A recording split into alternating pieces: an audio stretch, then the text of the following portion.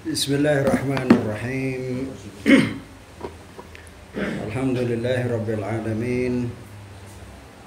Wa bihi nasta'in. Wa sallallahu ala Muhammadin wa alihi thayyibin at-tahirin. Ikhwani rahimakumullah. Pada pembahasan sebelumnya kita membahas tentang cinta kepada Allah dan Rasul-Nya. Sampai-sampai dalam sebuah doa Rasulullah Shallallahu Alaihi Wasallam mengajarkan kita agar kita senantiasa berdoa untuk mencintai Allah dan mencintai orang yang mencintai Allah Subhanahu wa Ta'ala. Riwayat ini pernah kita bahas pada pertemuan sebelumnya, yaitu Rasulullah mengatakan, Allahumma rzuqni hubbaka wa hubba man yuhibbuk wa hubba ma yuqarribuni ila hubbik waj'al hubbaka ahabba ilayya minal ma'il barid. Rasulullah sallallahu alaihi wasallam dalam doa ini beliau mengatakan, ya Allah, anugerahilah aku untuk mencintaimu dan mencintai orang yang mencintaimu, serta mencintai apa yang dapat mendekatkan kepadaku atau mendekatkanku kepada kecintaan kepadamu. Dan jadikanlah cintaku kepadamu lebih aku cintai daripada air yang dingin. Dalam doa ini Rasulullah Shallallahu Alaihi Wasallam pertama meminta agar Allah menganugerahkan kepadanya cinta kepada Allah Subhanahu Wa Taala. Karena itu pada pertemuan sebelumnya sudah kita jelaskan tentang makna cinta kepada Allah Subhanahu Wa Taala. Kemudian wa hubba man yuhibbuk, dan anugerahilah aku ya Allah untuk mencintai orang yang mencintaimu. Ketika kita mencintai orang yang mencintai Allah Subhanahu wa Ta'ala, maka secara otomatis cinta itu akan mempengaruhi dalam diri kita. Orang yang mencintai Allah akan mendorong kita untuk mendekatkan diri kepada Allah Subhanahu wa Ta'ala. Oleh karena itu, meskipun kalimat ini tidak bersifat khusus, tapi siapapun yang mencintai Allah harus kita cintai, karena kecintaan kita kepada mereka akan membawa kita untuk senantiasa dekat dan mencintai Allah Subhanahu wa Ta'ala. Yang ketiga, Rasulullah menyebut wa hubba ma yuqarribuni ila hubbik. Yang ketiga, Rasulullah tidak berbicara tentang orang, tetapi Rasulullah berbicara tentang sesuatu, bisa melibatkan orang atau mencakup orang atau hal-hal lain yang apabila kita mencintainya maka itu akan mendekatkan diri kita kepada Allah Subhanahu wa Ta'ala. Mencintai Al-Quran, mencintai ibadah itu akan membawa kita untuk senantiasa mencintai Allah Subhanahu wa Ta'ala. Kemudian Rasulullah meminta bahwa kecintaan kepada Allah agar dijadikan sebagai lebih cinta daripada minum air yang dingin. Orang yang kehausan, maka dia akan selalu mencari air agar bisa meredakan rasa hausnya itu. Tetapi Rasulullah Shallallahu Alaihi Wasallam justru meminta kecintaan kepada Allah harus lebih dicintai daripada sekedar air. Meskipun segala sesuatu itu adalah berpengaruh dari air, bahkan air itu bisa memberikan kehidupan, tetapi kecintaan kepada Allah Subhanahu wa Ta'ala harus lebih dicintai daripada mencintai air itu sendiri. Kenapa? Karena kecintaan kepada Allah adalah menghidupkan jiwa kita, menghidupkan diri kita untuk senantiasa mendapatkan kebahagiaan. Hadis yang pernah kita ceritakan juga, seorang badui pernah datang kepada Rasulullah Shallallahu Alaihi Wasallam. Lalu beliau berkata, atau orang itu berkata kepada Rasulullah, ya Rasulullah, mata sa'ah, wahai Rasulullah, kapankah hari kiamat itu?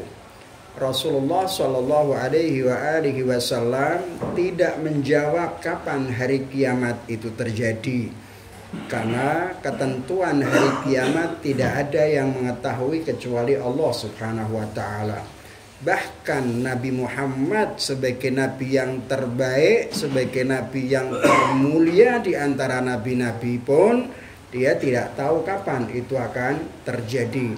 Karena ilmu sa'ah itu hanya ada pada Allah Subhanahu wa Ta'ala. Ilmu tentang hari kiamat kapan terjadi itu hanya Allah Subhanahu wa Ta'ala yang tahu. Tetapi Rasulullah memberikan sebuah jawaban, satu sisi menegur orang tersebut, tapi sisi yang lain menggambarkan bahwa kiamat itu pasti terjadi.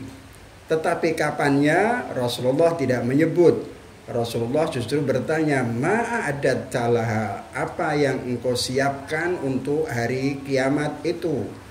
Lalu orang itu mengatakan, ma'adattulaha katsira salatin wa siyamin illa anni uhibbullaha wa rasulahu. Ya Rasulullah, aku tidak mempersiapkan hari kiamat itu dengan banyak sholat atau puasa. Akan tetapi aku sangat mencintai Allah dan Rasulnya.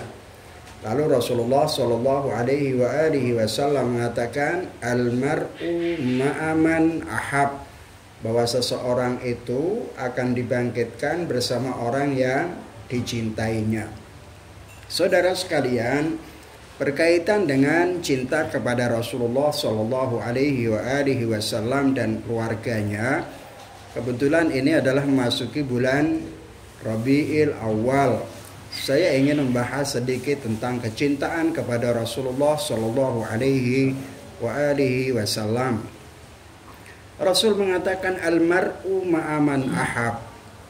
Wurud hadal hadis atau turunnya hadis ini adalah ketika seorang badui bertanya kepada Rasulullah Shallallahu Alaihi Wasallam, siapapun yang kita cintai di dunia ini, maka kelak kita akan dibangkitkan oleh Allah bersama orang yang kita cintai. Apabila yang kita cintai Rasulullah Shallallahu Alaihi Wasallam, maka niscaya kita akan dibangkitkan bersama Rasulullah Shallallahu Alaihi Wasallam. Dan apabila kita mencintai keluarga Rasulullah, kita juga akan dibangkitkan oleh Allah bersama keluarga Rasulullah Shallallahu Alaihi Wasallam. Akan tetapi, sejauh manakah kecintaan kita kepada Rasulullah Shallallahu Alaihi Wasallam, dan sejauh manakah kecintaan kita kepada Ahlul Baitnya? Ini di dalam sebuah riwayat Allah, di dalam sebuah ayat Allah Subhanahu wa Ta'ala berfirman, falladzina amanu bihi wa azzaruhu wa nasaruhu wa taba'un nural ladzi unzila ma'ahu ulaika humul muflihun. Allah Subhanahu wa Ta'ala dalam ayat ini berbicara tentang orang yang beriman kepada Allah Subhanahu wa Ta'ala dan juga beriman kepada Rasul Shallallahu Alaihi Wasallam. Ayat ini adalah khusus para ahli tafsir mengatakan ini berbicara tentang kecintaan dan keimanan kepada Rasulullah Shallallahu Alaihi Wasallam. Dalam ayat ini Allah berbicara tentang spesialisasi orang-orang yang beruntung.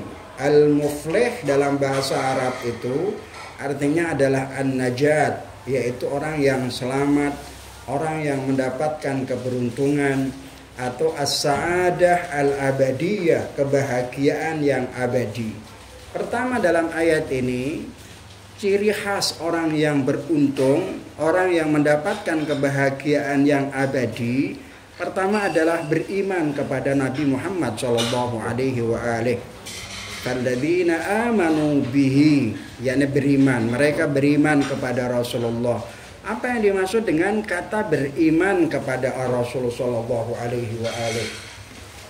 Iman artinya mempercayai, meyakini bahwa Nabi Muhammad sallallahu alaihi wasallam adalah utusan Allah Subhanahu wa taala. Mengimani bahwa Nabi Muhammad sallallahu alaihi wasallam adalah orang yang maksum, tidak pernah melakukan kesalahan apapun. Dia adalah benar, dia adalah pembawa risalahnya Allah Subhanahu wa taala. Kalau kita meyakini bahwa Muhammad Rasulullah itu pernah bersalah, maka berarti bisa jadi dalam penyampaian risalah pun bisa salah. Bagaimana orang kita tidak menjamin kalau bahwa dia tidak bisa dijamin kemaksumannya, kemudian kita akan mempercayainya? Tentu sulit. Oleh karena itu, keimanan yang dimaksudkan di sini adalah keimanan juga atas kemaksuman Nabi Muhammad SAW, baik dalam melaksanakan ibadahnya atau menyampaikan risalahnya, dia maksum, baik itu sebelum jadi nabi, diangkat sebagai rasul, ataupun sesudahnya. Jadi tidak ada yang menganggap bahwa Rasulullah Shallallahu Alaihi Wasallam itu bisa berbuat salah. Kalaupun ada riwayat-riwayat yang menganggap bahwa Rasulullah Shallallahu Alaihi Wasallam pernah tertipu karena kena sihir, dia pernah tidak bersadarkan diri sampai kemudian ingin menyebut nama Uzza wal Lata sebagai sesembahannya. Ada yang mengatakan bahwa Nabi Muhammad Shallallahu Alaihi Wasallam itu adalah pernah berbuat dosa, terutama para mubalik yang baru saja tobat, tiba-tiba dia menafsirkan ayat Al-Quran, wajadna qaddalan fahada. Kami telah menemukan engkau wahai Muhammad dalam keadaan sesat. Jadi Rasulullah tersesat kemudian mendapatkan petunjuk. Ini perlu penafsiran yang benar. Jangan pernah menafsirkan ayat Al-Quran hanya secara lughawi. Itu tidak benar. Nah, oleh karena itu, keimanan kepada Rasulullah berarti iman bahwa Rasul itu adalah utusannya Allah, bahwa dia adalah orang yang maksum, baik sebelum diangkat sebagai nabi maupun sesudahnya, baik dalam ibadah dan perilakunya maupun di dalam menyampaikan risalahnya, maksum mutlak. Kalau sampai Rasulullah pernah berbuat salah, maka bisa jadi orang akan ragu bahwa apa yang disampaikan itu adalah berasal dari Allah Subhanahu wa taala. Kenapa kita tidak percaya 100% pada seseorang yang bisa jadi dia akan salah? Oleh karena itu perlu kita cek terlebih dahulu. Saya punya kawan misalnya, kawan saya tidak pernah bohong, bisa jadi. Tetapi ingat bahwa dia ini bukan orang yang terjaga dari kesalahannya. Kalau kemudian kita mempercayainya tanpa cross check, maka berarti kita akan tertipu. Karena bisa jadi dia berbuat bohong, dia berbuat salah. Yang dengan itu ketika kita percaya maka kita akan tersesat.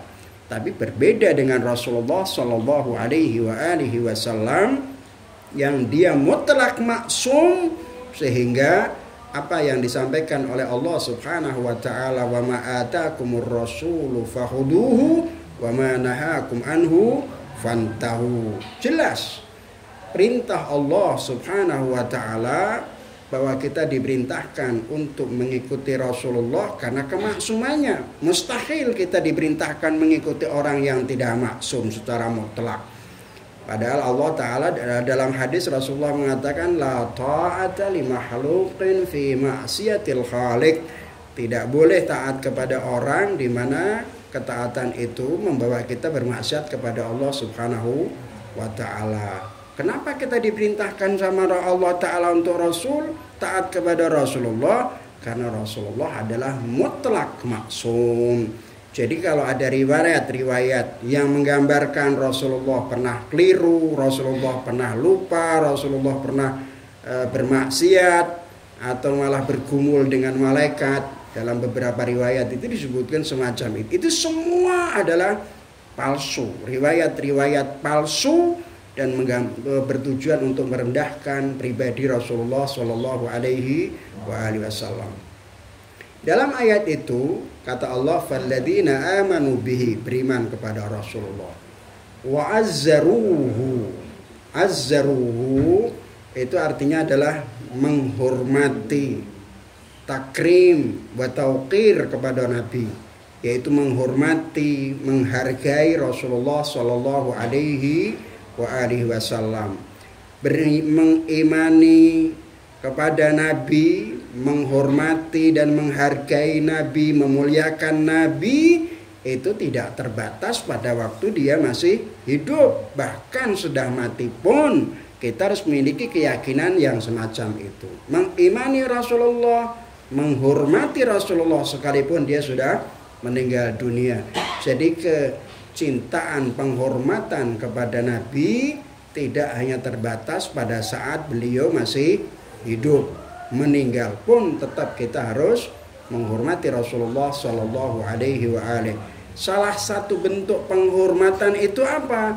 Yaitu ketika kita mendengar nama Muhammad, kita harus membaca sholawat kepada Rasulullah Shallallahu Alaihi Wasallam. Menghormati Rasulullah diantaranya adalah memperingati hari kelahirannya, memperingati hari wafatnya, dan lain sebagainya. Bahkan misalnya menghormati Rasulullah diantaranya adalah membaca sholawat itu. Kata Rasulullah, mandukiro ismi, mandukiro indahu ismi falam yusalli alayya, kata al-bakhil, kata Rasulullah, al-bakhilu man dukira ismi indahu falam yusalli alayya. Orang bakhil itu adalah orang yang apabila namaku disebut di tempatnya lalu kemudian dia tidak berselawat kepadaku. Bentuk bakhil, bentuk orang yang tidak menghormati dan menghargai Rasulullah Shallallahu Alaihi Wasallam. Di samping itu, berselawat dengan suara yang keras itu akan menghilangkan kemunafikan di dalam hati. Makanya kata Rasulullah, irfa'u bis-salati alayya, atau irfa'u bis-salati ala nabi, atau bis-salati alayya fa innahu tarfa'u an-nifaq, atau yang lainnya, atau tadhabu bihan nifaq, kata Rasulullah. Jadi sallu ala Muhammad wa ali Muhammad. Allahumma salli ala Muhammad wa ali Muhammad. Allahumma salli ala Muhammad wa ali Muhammad. Allahumma salli ala Muhammad wa ali Muhammad. Itu adalah bentuk daripada penghormatan kita kepada Rasulullah Shallallahu Alaihi Wasallam. Kemudian yang ketiga, kata Allah Subhanahu wa taala, ciri khas orang-orang yang mendapatkan keberuntungan dan kebahagiaan abadi adalah menolong dan mendukung Rasul Sallallahu Alaihi wa nasaruhu, ya, mendukung, menolong, melanjutkan misi Rasulullah Sallallahu Alaihi Wasallam. Rasulullah sudah meninggal, apa yang harus kita dukung, apa yang harus kita bela? Yang kita bela bukan saja pribadi Rasulullah, karena pribadi Rasulullah sudah meninggal dunia, tetapi bahwa ajaran yang dibawanya, ajaran yang diajarkan kepada kita, itulah yang harus kita dukung. Misi-misi Rasulullah harus kita dukung, harus kita bela. Salah satu di antara misi Rasulullah adalah mendirikan keadilan. Innallaha ya'murukum bil adli wal ihsan wa ita'idil qurba wa yanha 'anil fahsya'i wal munkar. Keadilan itu adalah salah satu misi yang dibawa oleh Rasulullah Shallallahu Alaihi Wasallam, dan setiap orang mesti harus melakukan itu. Pembelaan, menuntut keadilan, dan berupaya untuk menjatuhkan atau menghilangkan kebatilan dan ketidakadilan. Wa nasaruhu. Kemudian yang keempat, kata Allah Subhanahu wa taala, wattaba'un nural ladzi unzila ma'ahu. Yang keempat adalah mengikuti Al-Qur'anul Karim, Al-Quranul Karim adalah sebuah kitab yang diturunkan Allah Subhanahu wa Ta'ala bersama Rasul Shallallahu Alaihi Wasallam sebagai petunjuk umat manusia. Intinya saudara-saudara sekalian, kalau kita ingin menjadi orang yang berhasil, menjadi orang yang mendapatkan kebahagiaan abadi, satu, kita harus beriman kepada Rasulullah Shallallahu Alaihi Wasallam. Kemudian kita harus menghormatinya dan menghargainya. Kita harus membelanya dan mendukungnya. Dan yang keempat adalah mengikuti Al-Quranul Karim yang merupakan kitab dari Allah Subhanahu wa Ta'ala dan petunjuk bagi orang-orang yang beriman kepada Allah Subhanahu wa Ta'ala. Ini kecintaan kita kepada Rasul Sallallahu Alaihi Wasallam. Adapun kecintaan kepada Ahlul Bait Nabi Sallallahu Alaihi Wasallam, dalam beberapa hadis sebelumnya pernah kita bahas tentang itu. Tetapi dalam kesempatan ini kita ingin mengulang kembali bahwa mencintai Ahlul Bait Rasul Sallallahu Alaihi Wasallam adalah sesuatu yang keharusan, wajib hukumnya, karena itu perintah Al-Quranul Karim. Allah Subhanahu wa Ta'ala dalam Al-Quranul Karim mengatakan, "Qul la as'alukum alaihi ajran illal mawaddata fil qurba." Katakan wahai Muhammad bahwa aku tidak meminta upah atas dakwah yang dia lakukan, sama sekali tidak minta upah pada umat manusia kecuali mencintai keluarga Rasulullah Sallallahu Alaihi Wasallam. Meskipun permintaan upah itu sebenarnya bukanlah upah yang nyata, yang manfaatnya kembali kepada Rasulullah Sallallahu Alaihi Wasallam, sama sekali tidak. Kau hormati keluarga Rasulullah, kau benci keluarga Rasulullah, tidak akan mempengaruhi apapun pada pribadi Rasul Sallallahu Alaihi Wasallam. Tidak mengurangi keagungannya, tidak mengurangi kemuliaan Rasulullah dan juga keluarganya. Sama sekali. Kebencianmu justru berbahaya bagi dirimu sendiri. Dan kecintaanmu kepada mereka adalah keuntungan bagi dirimu sendiri, bukan kepada Ahlul Bait Nabi.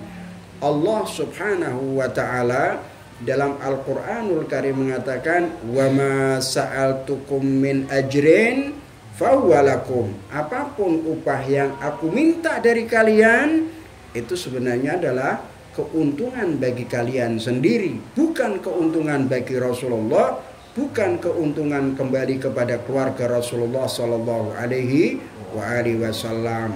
Tetapi semua upah yang diminta oleh Rasulullah itu adalah demi kemuliaan kita, demi kemuliaan dan kehormatan bagi umat manusia. Nah, oleh karena itu dalam sebuah riwayat Rasul Sallallahu Alaihi Wasallam menegaskan, la yu'minu abdun hatta akuna ahabba ilaihi min nafsihi. Kata Rasulullah bahwa seorang hamba tidak disebut sebagai orang yang beriman kepada Allah Ta'ala hatta akuna ahabba ilaihi min nafsih, hingga saya ini lebih dicintai daripada dirinya sendiri. Wa takuna itrati ahabba ilaihi min itratihi, dan keluargaku lebih dicintai daripada keluarganya sendiri atau keturunannya, anak-anaknya. Kita semua mencintai anak-anak kita. Kita semua menghargai anak-anak kita. Tetapi apabila kecintaan kita kepada anak kita melebihi daripada kecintaan kita kepada itratul Rasulillah Sallallahu Alaihi Wasallam, maka kita dianggap tidak beriman kepada Allah Subhanahu wa Ta'ala. Kemudian wa yakuna ahli ahabba ilaihi min ahlihi, keluargaku harus lebih dicintai daripada keluarganya sendiri. Standar kita sebagai orang yang beriman kepada Allah dan Rasulnya adalah bahwa kita harus mendahulukan kepentingan Allah, kepentingan Rasul dan Ahlul Baitnya Rasulullah Sallallahu Alaihi Wasallam. Kita harus mengabaikan, bukan mengabaikan, tetapi kita harus menomorduakan semua yang kita miliki. Anak kita, istri kita, keluarga kita, itu harus kita nomorduakan, dan paling utama adalah Rasulullah dan Ahlul Bait Rasulullah Shallallahu Alaihi Wasallam. Saudara sekalian, lalu apa manfaat daripada mencintai Rasulullah dan Ahlul Bait Rasulullah Shallallahu Alaihi Wasallam? Apa sih hasilnya? Apa sih buahnya? Kenapa kita harus diperintahkan sedemikian rupa? Ada beberapa hal dalam banyak riwayat itu bahwa kecintaan kepada Rasulullah dan Ahlul Baitnya itu bisa menyelamatkan kita di 7 tempat di hari kiamat nanti. Jadi mencintai Ahlul Bait Rasulullah, mencintai Rasulullah dan Ahlul Bait Rasulullah Sallallahu Alaihi Wasallam itu bisa menyelamatkan kita di 7 tempat yang sangat berat kelak nanti di hari kiamat. Salah satu di antaranya adalah ketika kita dalam keadaan istihdar atau kita dalam keadaan naza atau fi sakaratil maut. Kalau Anda tahu melihat orang yang dalam keadaan sakaratul maut, Anda tidak akan pernah bisa membayangkan betapa sedihnya orang tersebut. Ada kalanya dia dalam sakaratul maut, dia dengan kondisi susah yang sangat luar biasa, tetapi ada juga yang sangat mudah. Nah, tetapi orang yang mencintai Rasulullah dan Ahlul Baitnya di dalam sakaratul maut itu akan dimudahkan oleh Allah Subhanahu wa ta'ala. Dalam riwayat disebutkan bahwa orang yang mencintai Rasulullah dan Ahlul Baitnya ketika dalam sakaratul maut, Rasulullah Shallallahu Alaihi Wasallam itu duduk berada di kepala orang yang mau meninggal tersebut. Wa amiril mu'minin alaihi salatu wassalam di sebelahnya. Kemudian Imamul Hasan wal Husain berada di tempat yang lainnya. Disaksikan Fatimah Zahra juga hadir di saat itu. Bahkan orang kafir dalam riwayat yang lainnya juga orang kafir pun didatangi Rasulullah. Tetapi kemudian Rasulullah berpesan kepada malaikat, ya malaikatul maut, orang ini adalah orang yang membenciku dan membenci keluargaku. Maka cabutlah dia dengan cara yang sangat keras dan lain sebagainya. Berbeda dengan orang yang mencintai Rasulullah dan Ahlul Baitnya, maka Rasulullah berpesan kepada malaikat untuk mencabut nyawanya dengan cara-cara yang sangat lembut dan tidak terasa apapun sama sekali. Itulah kenapa mencintai Rasulullah. Itu salah satu di antaranya. Yang kedua, wafil qabri. Anda di dalam pertama kali masuk dalam loyang kubur itu, makanya kenapa di dalam orang-orang yang meninggal dunia di malam pertama kita diperintahkan untuk mengirim sholat hadiah atau sholat al-wahsya. Tujuannya apa? Tujuannya adalah menghibur orang yang mati itu. Karena orang yang meninggal dunia, dia pindah dari sebuah alam ke alam yang tidak pernah dia rasakan dan tidak pernah dia masuki sama sekali. Oleh karena itu disebut Lailatul Wahsyah. Malam pertama itu disebut sebagai malam yang sangat menakutkan.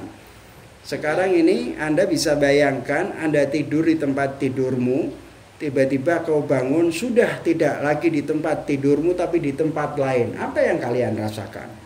Kegelisahan yang sangat luar biasa, tempat itu asing dan lain sebagainya. Ini wahsyah. Makanya kita diperintahkan untuk melakukan sholatul wahsyah.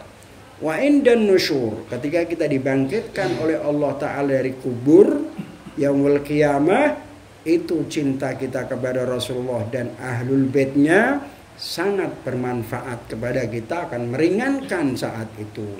Atau di saat ketika kita menerima Alkitab tulisan, menerima kitab tulisan itu, ada orang-orang yang kelak kemudian nanti akan menerima catatan amalnya dengan tangan kirinya, dan ada orang-orang yang akan menerima catatan amalnya itu dengan tangan kanannya.